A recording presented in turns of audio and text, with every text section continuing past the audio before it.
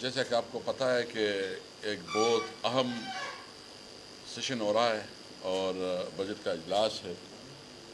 اس budget کے اجلاس کے دوران بھی آپ جس طرح دیکھ رہے ہیں کہ اپوزیشن کے ساتھ جو رویہ رکھا جا رہا ہے اور ان کی جو جائز تنقید ہے، کرٹیسزم ہے، یا ایک جمہوریت کی حسن ہوتی ہے کہ بجٹ پہ ڈیبیٹ ہوتی ہے اور اس ڈیبیٹ کا پبلک کو جاننا بہت ضروری ہے. آپ دیکھ رہے ہیں کہ حکومت کا تو سارا موقف ٹی وی پہ چل جاتا ہے، جبکہ اپوزیشن کا نقطہ نظر جو ہے نا اس کو پہلے تو ٹی وی پہ چلایا نہیں جاتا، اور اس حد تک کہ جو اسمبلی کی جو ریکارڈنگ ہے اس کے اوپر قطعان ہے.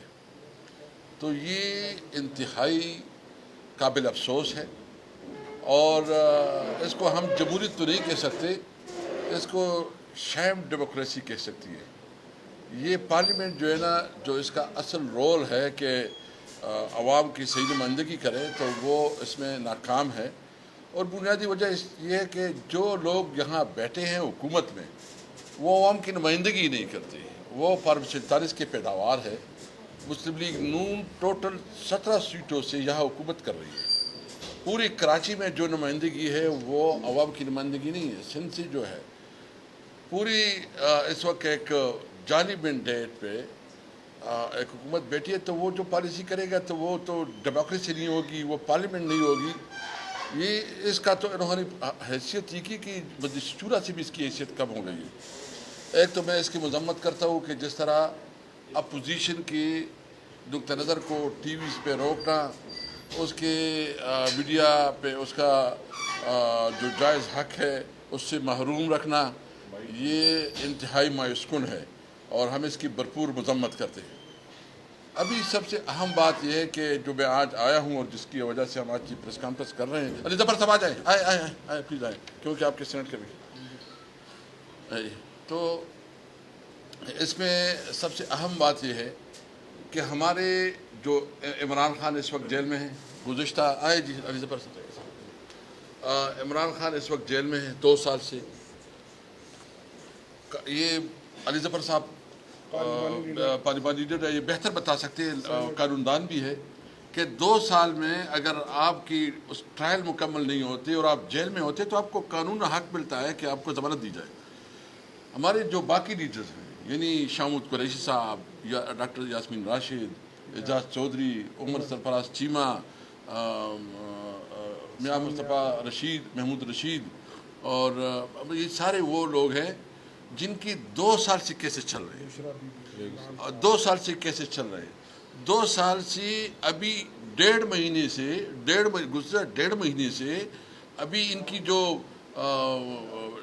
پراسیکیوشن ہے وہ ریکارڈ پیش نہیں کر رہی ہے. مختلف یعنی بہانوں سے جو ہے نا وہ کوشش کر رہے ہیں کہ اس کو جیل میں رکھے. ڈاکٹر یاسمین راشد جو ہے نا وہ بیمار ہے، کینسر کے پیشنٹ ہے. اعجاز چودھری بیمار ہے اور آپ کو پتہ ہے کہ وہ ہاسپٹل میں ہو کے گزرے ہیں. شامود قریشی صاحب جو ہے، ہم کوئی فیور نہیں چاہتے، ہم چاہتے ہیں کہ میرٹ کے مطابق، جو قانون کے مطابق اس کا حق بنتا ہے کہ اس کو ضمانت دی جائے. ہم مطالبہ کرتے ہیں کہ عدالتیں دیکھیں کہ اگر عدالت انصاف نہیں دے گی تو یہ ہمیں بتایا جائے کہ ہم کدھر جائیں.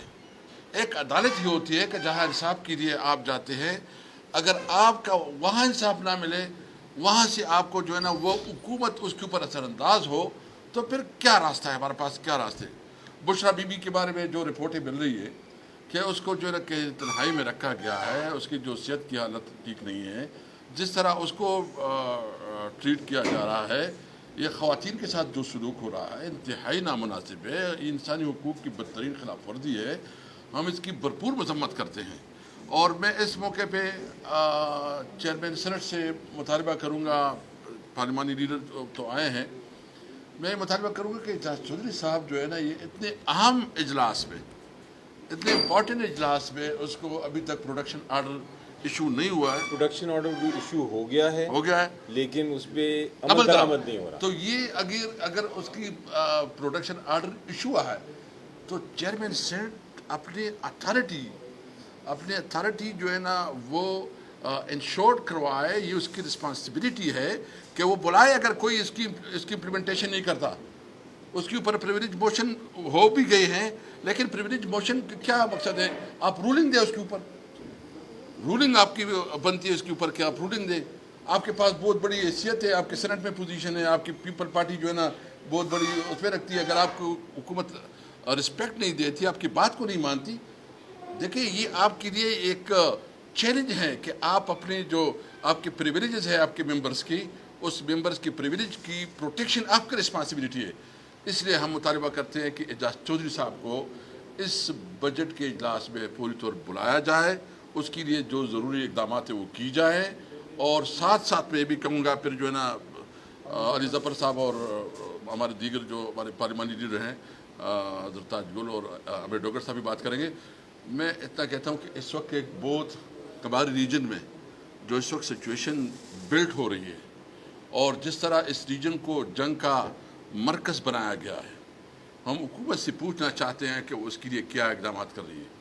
پاکستان کی جو اس وقت ایک طرف انڈیا، دوسری طرف جو ہے نا ایران کے اوپر اسرائیل کا حملہ، اور ابھی امریکہ جو کچھ کر رہا ہے اور جو مختلف ہم دیکھ رہے ہیں کہ نیو ڈیولپمنٹ ہو رہی ہے، تو یہ پوری پارلیمنٹ اور خاص کر ہم اپنی حکومت سے مطالبہ کرتے ہیں کہ وہ پارلیمنٹ میں آئیں، بتائیں کہ وہ کیا اسٹریٹجی کر رہی ہیں، کس طرح اس کے پالیسی کیا ہے، فارن جو اس کا جو ڈپلومیسی ہے اس کے اوپر اس کی کیا اس وقت کنٹریبیوشن ہے، اور پارلیمنٹ کو اعتماد بھی لیا جائے تاکہ پاکستانی قوم کی جو اضطراب ہے وہ ختم ہو جائے. جی علی ظفر صاحب.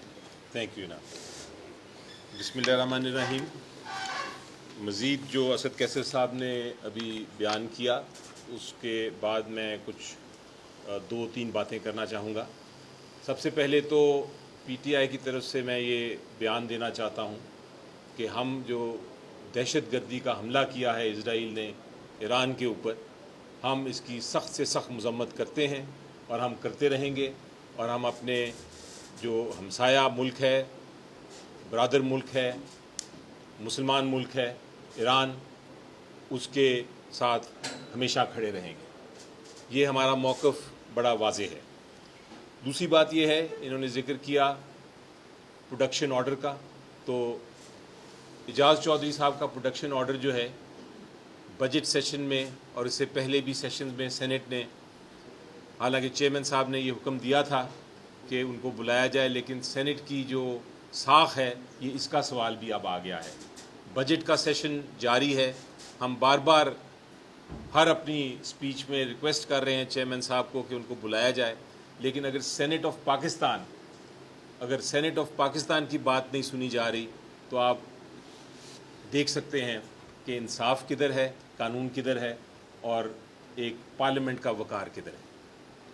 تیسری چیز یہ ہے کہ مقدموں کا ذکر کیا عمران خان صاحب کے خلاف، ان کی اہلیہ کے خلاف، اور جو ہمارے دیگر قائدین ہیں پی ٹی آئی کے جن کے خلاف بالکل بے بنیاد جھوٹے مقدمے بنائے گئے ہیں. اور یہ میں بڑے وثوق سے کہہ رہا ہوں، کیونکہ میں ان کیسز کو دیکھ رہا ہوں، میں نے ان کیسز کی ایک ایک چیز دیکھی ہے. بالکل جھوٹے مقدمے ہیں، بالکل اسی طرح جس طرح کہ حکومت کہتی تھی کہ ہم نے سائفر کیس بنایا ہے، بہت بڑا سائفر کیس ہے. وہ 1 منٹ میں اس کو عدالت نے، جب ہائی کورٹ نے دیکھا تو اس کو ختم کر دیا، سزا بھی، کنوکشن بھی. اسی طرح توشہ خانہ 1 کیس کی بات کی تھی، بڑے حکومت کے وزراء آ کے کہتے تھے بہت بڑا کیس ہم نے بنا لیا ہے، لیکن کیا ہوا؟